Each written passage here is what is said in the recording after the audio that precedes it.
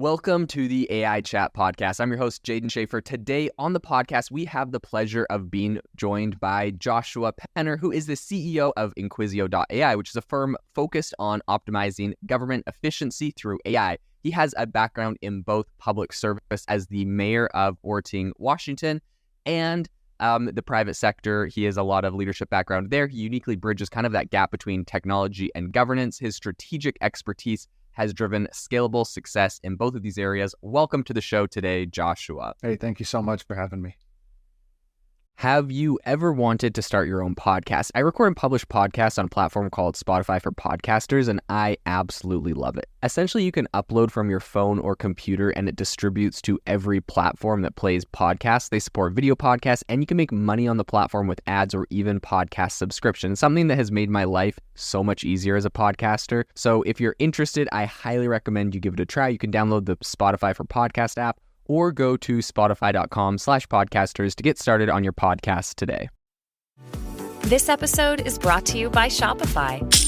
That's the sound of switching your business to Shopify, the global commerce platform that supercharges your selling. Harness the best converting checkout and same intuitive features, trusted apps, and powerful analytics used by the world's leading brands. Stop leaving sales on the table. Discover why millions trust Shopify to build, grow, and run their business. Sign up today for your $1 per month trial period at shopify.com/tech23.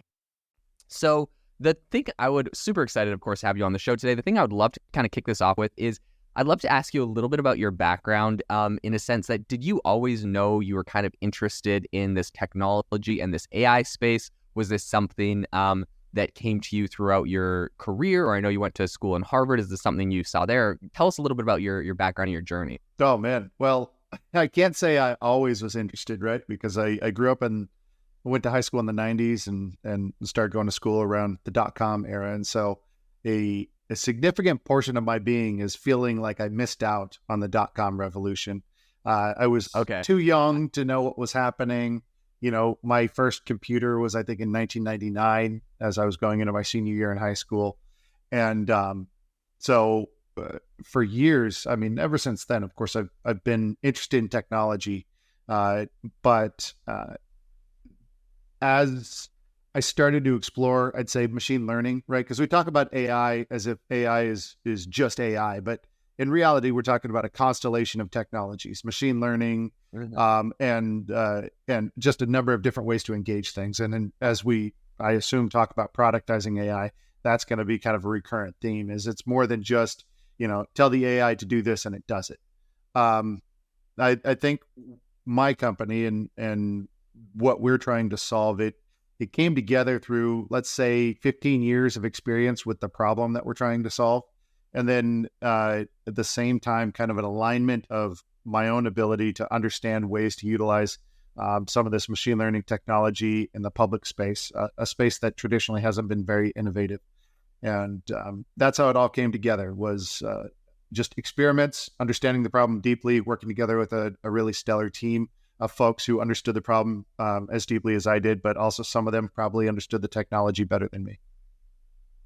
Very cool. Okay, well, for those that are listening, give us an overview of what Inquisio.AI is, what problem you're solving, and a little bit about kind of your vision for it. So Inquisio.AI, in a nutshell, we're leveraging emerging technology to make government better. And our focus is on what we call small g government. So the federal government would be big G government. States governments would probably be big G government, but local governments are small g. That's cities, counties, school districts, fire districts, sewer districts, the folks that you run into every day at the supermarket, or if you have a pothole that you need fixed in front of your house, you call them. Or if you're trying to start a new business, build an apartment complex, deal with your driver's license issue, all of that is small g government problems. And we believe through experience that fundamentally the reason why so many people have conflict-driven experiences with small g government comes down to an information management problem. There's a lot of reasons that small g governments are super risk averse. And so what that means is they introduce additional steps of bureaucracy and antecedent requirements So that way they avoid risk at all costs, but it makes them very inefficient. And fundamentally, that's an information flow problem and a perfect problem for, say, AI, machine learning, and a number of other tools to jump in and improve processes. Okay, very cool.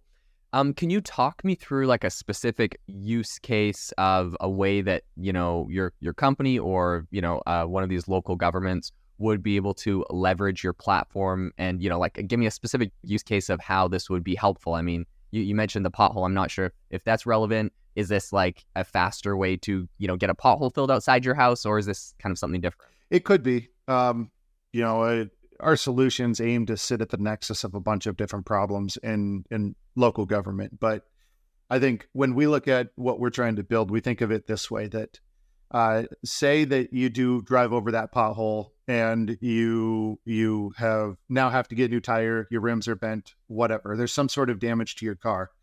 Right now, what do you do to find out what do you do at that point? Do you just say, oh, shucks, I talked to my insurance company, or I go pay for it?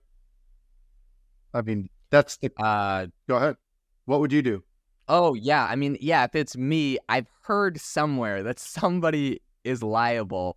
So yeah, I probably would hit up my insurance company, to be honest, because I don't know how to get in contact with local government, anything. And I would ask them who's supposed to pay for it or who I'm supposed to contact.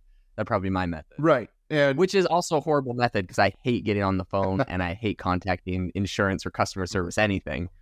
Well, we'll let somebody else solve the insurance problem. But, fundamentally, what you're going to have to do in most cases is contact your local government. They'll tell you to fill out a tort form. You'll fill it out. You'll hear back from them 6 to 8 weeks after you've got your receipt and paid for everything. And you might get it paid for by the local government. You might not, depending on the pothole and the cause.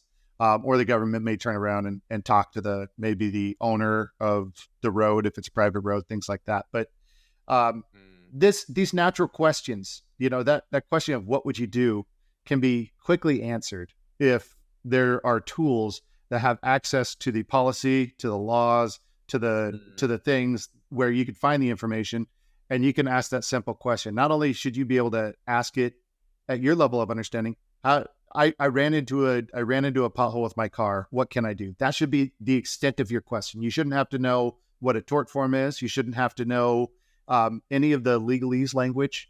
In fact, you shouldn't even have to speak English very well or at all. You could be monolingual, non-English, and you should be able to get your answer in Spanish or whatever language that you speak at home. And so that's just one example of reducing the barriers. I think to us, when we look at that's a very clear use case. Maybe a more challenging one is that every record that a government creates is what's called a public record. And you as a citizen have a right to those records. However, to get access to those records, quite often what you need to do is know exactly what you're looking for.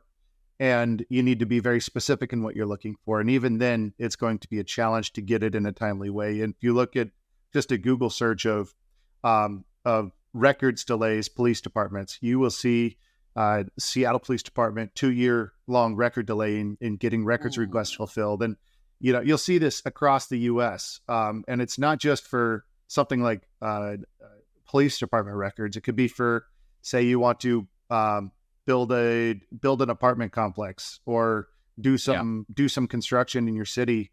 Quite often there's a discovery phase of that sort of thing that takes years to figure out what permits are needed, what the building requirements are in this city versus that city versus the county. Do I exist in the county?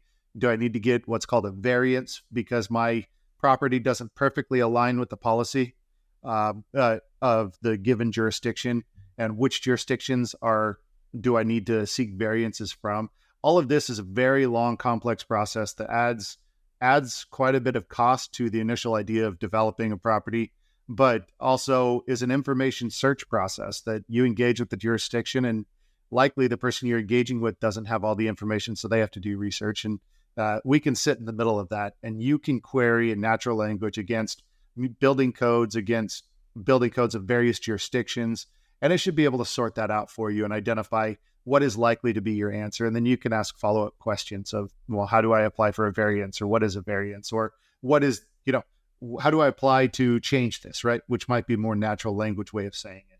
And it should understand, it should be more capable of that flexibility and eliminate, 90% of the slow back and forth emails with somebody in an office somewhere that you're one of 1,000 emails, and they'll get to you when they get to you. So I love that. That's super cool. It definitely sounds like I'm now thinking of my dad in Canada. He had some building permit stuff he was trying to get worked out, and I think what he ends up doing is literally going down to the city hall, trying to talk to someone there and getting all the answers, and definitely a high barrier to entry that is not, for everyone. So super cool. Okay, a question I would love to ask you about all this, because I think it's super fascinating. What is like the inception story of Inquisio.AI? Like, how did you get started? I know you're the mayor, and so is this kind of born out of that and seeing some of the inefficiencies in government there? Like, tell me a little bit about the beginning. It's a little bit of all that. For years, I've had this idea that there's got to be ways to implement machine learning in some of our processes. And I say at the city, but I'm not saying I'm using my city as a petri dish. It's just I experience it with my staff. I see them overworked in information challenges, and I wonder if there's a better way. It just doesn't exist yet. And I would say, I don't know, maybe 18 months ago, I started playing around, and it sounds like it's just yesterday, 18 months ago, doesn't it? Yeah.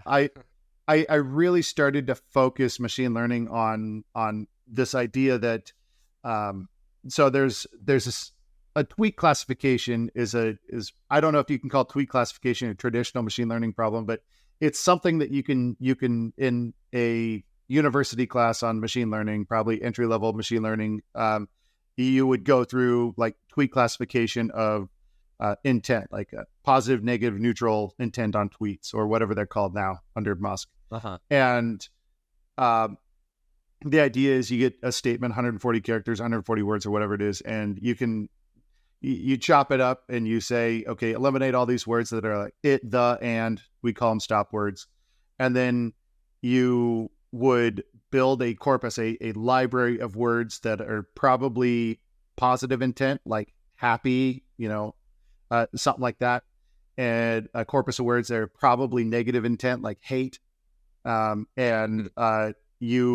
You then would start to construct different models of corpi, I guess that would be the plural, against a training set, or against a known set, like a hand scored set of this is a positive, this is a negative, this is kind of neutral, and see if you can find the models that best fit that without being 100%, right? Because if your model's 100% accurate, it's probably only accurate on a very small set. If you generalize it, it'll break down.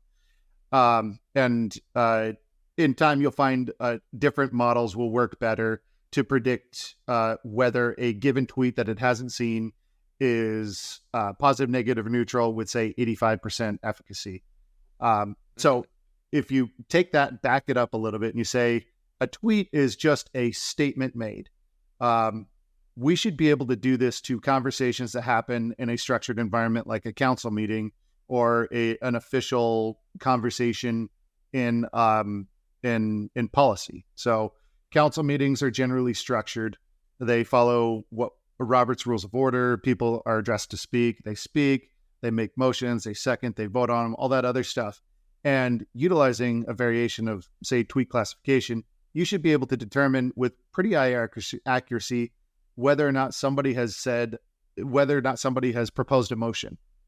Because there's going to be certain words that typically follow or precede a motion. Whether or not somebody seconded that motion, whether a vote's been taken, what the vote cast was, what the solution was there an amendment to the motion, was the meeting then adjourned, right? All these activities you should be able to identify using one model or a couple different models to figure out what the heck's happening in one meeting, and then maybe what's happening across a collection of meetings. And if you are able to create a data set of what's happening across a number of meetings, then you can query that data set for things like generating minutes and other things. And so that was the initial concept 18 months ago, is let's see if we can, with some fidelity, predict what's happening in meetings. So I would say we did a pretty good job. I mean, we did a good enough job to recognize it was possible. That is not a production quality, but it was enough to say, okay, there's something here. And then, of course, large language models very much hit the cultural zeitgeist right around the same time. And it made us realize that there's a bigger conversation here than just identifying whether or not conversations have an intent. And that got us thinking about how do we apply this technology in a bigger way across a space that we know very deeply. And that's that. At that point, it became a little bit of experimentation, a little bit of net present value projections, and identifying what makes sense to chase down, what could be sellable in this market, and that's how the company came together. And we're focused on generally the information thing. We call it the public records problem, but that's the center of so many problems in the public space that your parents, everybody who at some point will come in conflict with their government or be curious about their government. That's where we intend to be. Very cool. I love it. So obviously, you've mentioned there is definitely a lot of inefficiencies. I think people know this in governments of all levels. I mean, organizations of all levels in general. So I imagine this is sometimes a bit of a tricky area to work in. What would you say are some of the biggest challenges or obstacles you kind of faced in developing this tech in this specific space, and how are you kind of overcoming those? Well, I think the biggest challenge is going to continue to be a challenge, is that by its nature, government is not super innovative in changing its processes. As I mentioned before, it's very risk averse. You wouldn't settle for your government betting 40% of your budget on red at a casino. So that would be hyper risk associated. But at some point, governments think this way. They think, I have two options and either one of them has some amount of risk.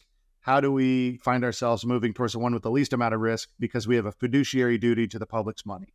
And so they do that by adding in processes and different layers of accountability. So that way, when a government does get sued, because they will, every government gets sued, then they look back and say, we followed this process that we developed because it was the least risky and it was fiduciary responsibility. So when we engage potential customers right now, they see this idea of AI and they think, oh my gosh, this is a whole new policy environment that we're not sure how to approach it from a risk mitigation perspective. In fact, I think the state of Maine just passed a moratorium, which is a moratorium is a short-term ban while they work on policy on utilizing AI for government purposes. Now, that to me is kind of silly because they utilize AI in their spam filter in their email, right? So at what level are we talking about utilizing AI? They probably utilized AI on their search engine as they were figuring out how to make this policy. But that's one reaction, and you're going to see those edge cases come to being, and you're going to see others who are hyper innovative. But the mean kind of middle of the road is going to right now be concerned about what's the policy, what are the elements of risk that we need to create policy to surround. And policy is always a slow process. And I think what they would be looking at is things like what sort of biases do these AI models get built from, or perhaps reinforce? And you'll probably see that, that'll be more of a California question than a Texas question. But you're also going to see something fundamental like, what do you do about the chain of custody of privileged information?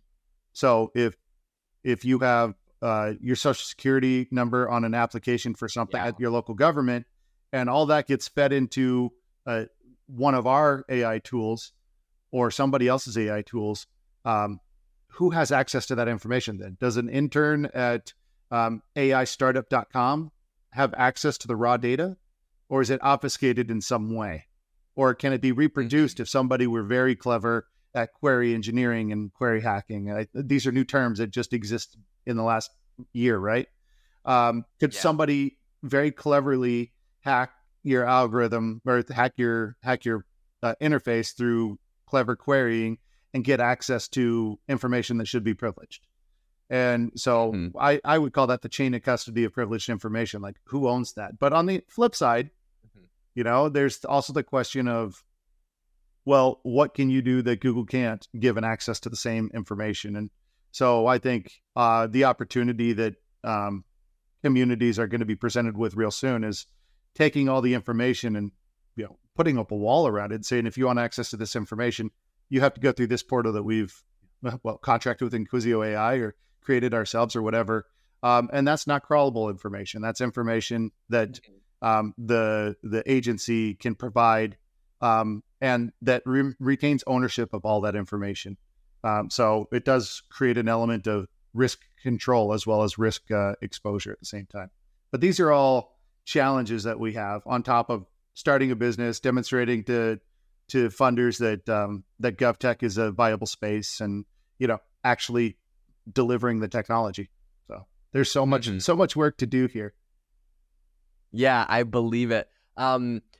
Absolutely incredible. This is really cool. I'm actually very excited to have tools like this in the future. I think Inquisio is going to be a big player in this space. One question I would ask you as we're wrapping up this interview is, what's one piece of advice you feel like you could give to local governments that are perhaps looking at implementing AI into what they're working on? Of course, there's the one reaction from Maine that's just, shoot out the moratorium, shut it down for now. There's other people I've talked to from like the city of Austin and Texas that are, being quite proactive in implementing a lot of AI into what they're doing. But yeah, what's one piece of advice you feel like you could give people in this space? As a policymaker, I would say pay attention to the privileged information problem that I just brought up. So be careful what information you're providing to any vendor, whether or not you have that vendor on contract or somebody's just going to chat GPT and throwing information up there. Don't play with data sets that have privileged information right now, because that problem hasn't been solved. I think that's probably a piece of advice I'd offer to any policymaker in any government space. But I'd also say, understand your problem. Not every problem of government will be solved utilizing AI.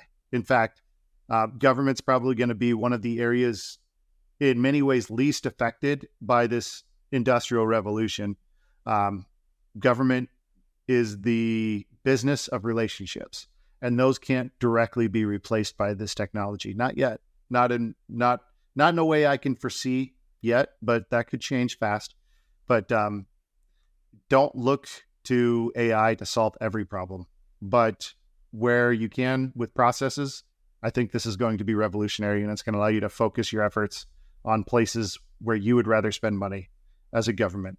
You'd rather spend money on having more engagement with needy populations at that than you would have on having another layer of bureaucracy. So this is going to be a really exciting time in the next couple of years. If you have to implement a moratorium, make it short, because I think that you're going to miss out on some things if you do have too long a moratorium. And I think one more thing, we were just at the League of California Cities, and one of the cities had brought up the idea of, should we create a policy today? And I think our perspective on that is just be careful with the policy you create today, that you don't do more harm than good, because in 6 months, that policy is probably going to be outdated. And you might get stuck with a vestigial policy that created more challenges than you already had in the first place. That's a circle back on my warning about those moratoriums. I don't think it's necessary right now. In fact, it's probably more harmful. Yeah, I definitely agree with you there, Josh. Incredible advice, incredible insights. I'm so excited for the space of AI and government tech and everything going on. So thank you so much for coming on the show today and sharing a little bit about that with us. If people want to get in contact with you, maybe try Inquisio or find out a little bit more about what you're working on, what's a good way for them to find Inquisio and get in contact with you? So you can go to our website, Inquisio.AI. You can go to LinkedIn. Now, there are multiple Josh Penners on LinkedIn. They're all fantastic people. I'm pretty sure of it. But I'm the only one that's the CEO of Inquisio.AI. So feel free to reach out to me on LinkedIn. I'm definitely an open networker. If you send me a request, I'm going to accept it. And there's a ton of different ways to get in contact with me there. Perfect. And I will also leave a link in the show notes to Inquisio.AI for the listener. Anyone interested in checking it out can do it there as well. Once again, thanks so much for coming on the show, Josh. To the listener, thanks so much for tuning in to the AI Chat podcast. Make sure to rate us wherever you get your podcasts and have a fantastic rest of your day.